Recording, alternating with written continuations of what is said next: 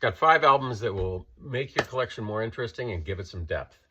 The first one is a solo album from Andy Partridge of XTC, came out in 1980, and it is dub versions of pre-existing XTC songs, I guess off the first 2 records. And it's post-punk experimental rock. It's got bits of industrial in it, like I said, dub, minimal synth work, and XTC, great band. Everybody's got a bunch of XTC records.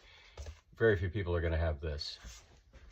Second up, everybody knows the Ruts, The Crack.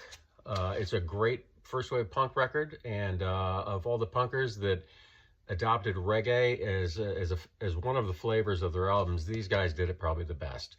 Well, unfortunately, after one record, the lead singer died in 1980. They reformed, and with the help of then unknown Mad Professor, put out, Ruts DC was their name, Rhythm Collision.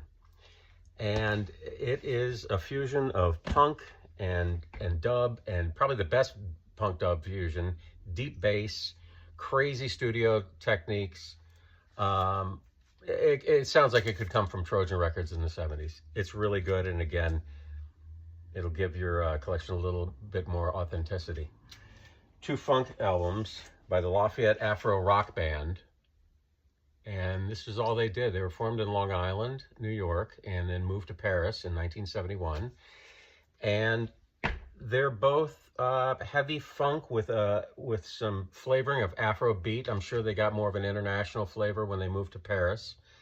And both excellent records. There really aren't any slow songs that are going to drag a party down. There's not any crazy off-the-wall avant-garde wild funk that you might hear in like a Parliament or a Funkadelic record, as much as I love those. These 2 records are just solid burners from start to finish, and highly recommended. Probably not in most people's record collection. For those of you who know it, I'm assuming you'd agree with me.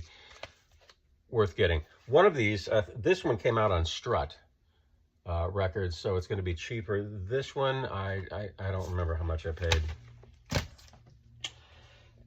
And one from the dollar bins, Godfrey Daniel. This is from 1972, and you will probably find it in like $1, $2 bins. It is songs from the late 60s and early 70s redone as if they were recorded in the 50s. And it is really fantastic. I mean, Hey Jude, for example, the first song on this, one of the most covered Beatles songs ever. When you listen to it, you can almost imagine this was the original version. The Beatles heard it and later decided to turn it into a ballad for maximum effect. And that's just the first song.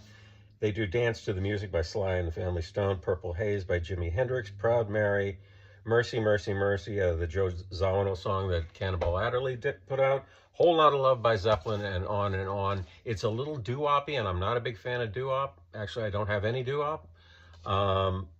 But I think this album rocks. I don't know why I originally bought it, and I'm sure I paid $1 or $2 for it. Well worth it if you see it. That's it.